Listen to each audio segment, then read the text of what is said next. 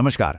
America, Israel और Iran के बीच चल रहे युद्ध को आज 75 दिन पूरे हो चुके हैं और आज के इस खास विश्लेषण में हम इसके उन असर के बारे में बात करने वाले हैं जो शायद न्यूज़ हेडलाइंस में अक्सर छिप जाते हैं। जब भी दुनिया के किसी हिस्से में कोई बड़ा भू राजनीतिक टकराव होता है तो उसका असर सिर्फ बॉर्डर्स तक सीमित नहीं रहता। ये एक रिपल इफेक्ट या कहें कि तितली प्रभाव की तरह है। तो चलिए बिना वक्त ज़ाया किए सीधे गहराई में उतरते हैं और देखते हैं कि कैसे ये पूरा संघर्ष बड़ी बड़ी महाशक्तियों की कूटनीति से लेकर आम इंसानों की रोजमर्रा की छोटी छोटी चीज़ों तक को पूरी तरह से बदल कर रख रहा है। आज मुख्य रूप से 5 अहम चीज़ों पर नजर डालेंगे। पहला, बीजिंग में हो रहा शिखर सम्मेलन। दूसरा, दुनिया भर में मंडराता तेल का संकट। तीसरा, जमीनी स्तर पर सैन्य वास्तविकता। चौथा, लेबनान में लगातार हो रहे हमले। और पांचवां, चिप्स के पैकेट पर पड़ा इसका अजीबोगरीब प्रभाव। शुरुआत महाशक्तियों की कूटनीति से करेंगे और अंत में देखेंगे कि कैसे ये सब जापान में एक आम इंसान के स्नैक पैकेट को बदल रहा है। तो चलिए सबसे पहले बात करते हैं हमारी पहली कड़ी की, बीजिंग में शिखर सम्मेलन और महाशक्तियों की कूटनीति। राष्ट्रपति डोनाल्ड ट्रंप इस वक्त चीनी राष्ट्रपति शी जिनपिंग के साथ बातचीत के लिए चीन में हैं और जाहिर सी बात है इस पूरी हाई प्रोफाइल मीटिंग पर मध्य पूर्व के संघर्ष की एक बहुत बड़ी छाया मंडरा रही है। अब जो बातें कैमरे के सामने कही जाती हैं और जो बंद दरवाजों के पीछे होती हैं, उनमें अक्सर बड़ा फर्क होता है। राष्ट्रपति ट्रंप ने अमेरिका से निकलते हुए बड़ी बेबाकी से कहा था कि उन्हें ईरान के मामले में चीन की कोई मदद नहीं चाहिए, क्योंकि उनके मुताबिक ईरान सैन्य रूप से हार चुका है। लेकिन व्हाइट हाउस के अधिकारियों की माने तो असल कहानी थोड़ी अलग है। सच तो यह है कि अमेरिका चाहता है कि बीजिंग ईरान पर अपने भारी भरकम आर्थिक प्रभाव का इस्तेमाल करे ताकि ब्लॉक हो चुके हॉर्मुज जलडमरू मध्य को किसी तरह फिर से खुलवाया जा सके। लेकिन सवाल यह है कि चीन मदद करने से इतना पीछे क्यों हट रहा है। इसके 4 बहुत ही स्पष्ट कारण हैं। सबसे पहला और सबसे बड़ा कारण, चीन सीधे तौर पर इस पूरी आर्थिक और सैन्य अराजकता के लिए अमेरिका और इजराइल को जिम्मेदार ठहराता है। दूसरा, दोनों पक्षों के बीच बातचीत की शर्तों को लेकर जमीन आसमान का फर्क है। जो अमेरिका को मंजूर है वो चीन और ईरान को बिल्कुल मंजूर नहीं है। तीसरा, चीन चाहता है कि किसी भी तरह की दखलंदाजी से पहले एक प्रॉपर पूर्ण युद्ध विराम हो।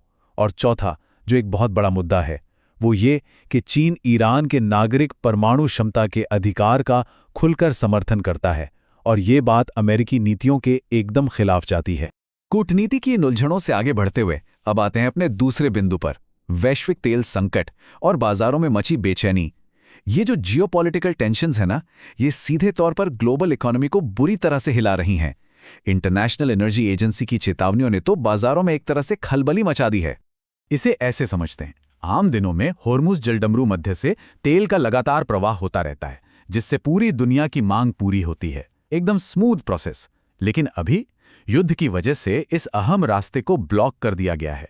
इंटरनेशनल एनर्जी एजेंसी ने बिल्कुल साफ कर दिया है कि इस साल दुनिया भर में तेल की सप्लाई किसी भी हाल में कुल मांग को पूरा नहीं कर पाएगी। इसका सीधा सा मतलब यह है कि दुनिया भर के देश अपने इमरजेंसी तेल भंडारों को इतनी तेजी से खत्म कर रहे हैं जितना पहले कभी नहीं देखा गया। यह स्थिति वाकई में बहुत खतरनाक है। और इसी से जुड़ा है ये आंकड़ा $99 प्रति बैरल।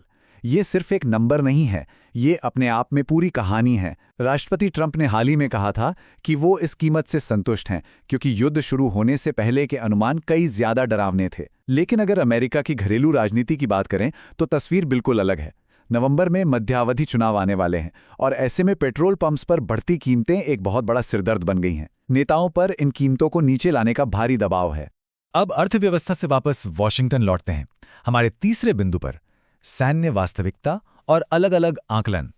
युद्ध असल में कितना सफल हो रहा है, इसे लेकर अंदर ही अंदर एक बहुत गंभीर खींचतान चल रही है। युद्ध के समय में इंफॉर्मेशन अक्सर 2 धारी तलवार बन जाती है। एक तरफ प्रशासन का सार्वजनिक रुख है जो दुनिया को यह बता रहा है कि ईरान की सेना को पूरी तरह से तबाह कर दिया गया है और उन्हें कुचल दिया गया है। लेकिन दूसरी तरफ है अमेरिकी खुफिया एजेंसियों का प्राइवेट असेसमेंट और पर्दे के पीछे की सच्चाई ये है कि ईरानी सेना को उतना भारी नुकसान बिल्कुल नहीं हुआ है जितना कि खुलेआम दावा किया जा रहा है।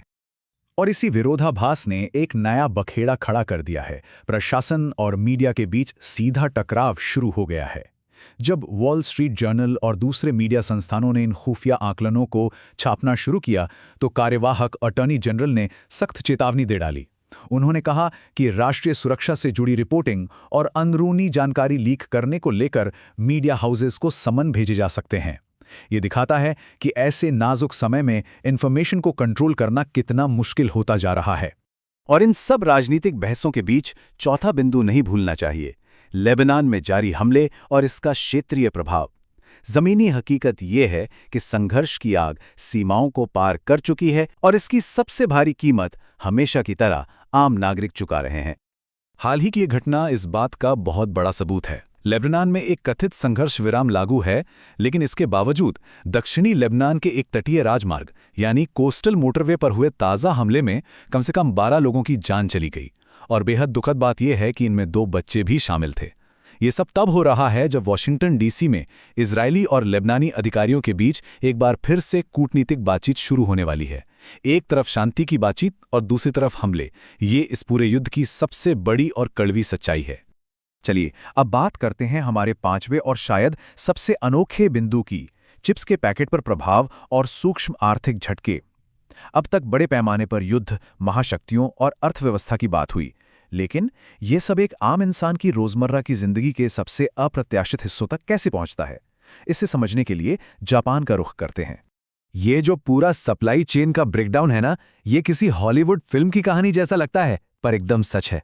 देखिए कैसे एक चीज दूसरे से जुड़ी है। पहला कदम, हॉर्मोस जल डमरू मध्य ब्लॉक हो गया। दूसरा कदम, जापान जो अपना बहुत सारा कच्चा तेल मध्य पूर्व से लेता है, वहां तेल पहुंचने में देरी होने लगी। तीसरा कदम, कच्चे तेल से एक केमिकल बनता है नेफ्था, और अब इसकी भारी कमी हो गई। चौथा कदम, इस कमी की वजह से रंगीन स्याही की कीमतें अचानक आसमान छूने लगीं। और पांचवां, सबसे हैरान करने वाला कदम, जापान की सबसे बड़ी स्नैक कंपनी कैल्बी को मजबूरन अपने लोकप्रिय चिप्स के पैकेटों से रंग हटाकर उन्हें ब्लैक एंड व्हाइट में बेचना पड़ रहा है। एक पल के लिए सोचने वाली बात है। मध्य पूर्व में एक जलमार्ग बंद होता है और हजारों किलोमीटर दूर जापान में चिप्स के पैकेट का रंग उड़ जाता है। ये है असली बटरफ्लाई इफेक्ट। हमारी दुनिया वाकई कितनी गहराई से जुड़ी हुई है। और इसी के साथ हम आते हैं अपने आखिरी हिस्से पर।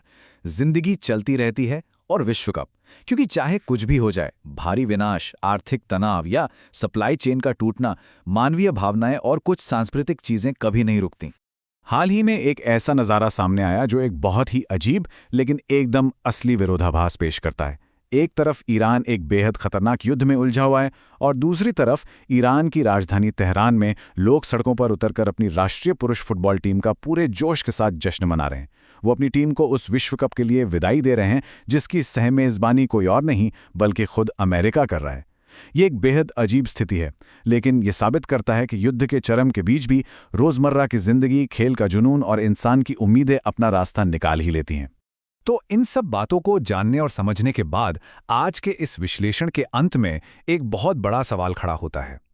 तेल के भंडार तेजी से घट रहे हैं, कूटनीति में कोई खास रास्ता नहीं निकल रहा है और स्याही जैसी बुनियादी चीज़ों की सप्लाई चेन तक टूट चुकी है। ऐसे में ये सोचना बहुत ज़रूरी हो जाता है कि हमारी ये वैश्विक अर्थव्यवस्था इन गहरे झटकों को टूटने के बिंदु यानी ब्रेकिंग पॉइंट तक पहुंचने से पहले आखिर और कब तक सह पाएगी? क्या पूरी दुनिया किसी बड़े कोलैप्स की ओर बढ़ रही है? आज के इस सफर में साथ जुड़ने के लिए बहुत बहुत शुक्रिया। ये एक ऐसा सवाल है जिस पर गहराई से विचार करने की ज़रूरत है, क्योंकि इसी में छुपा है आने वाले कल का भविष्य।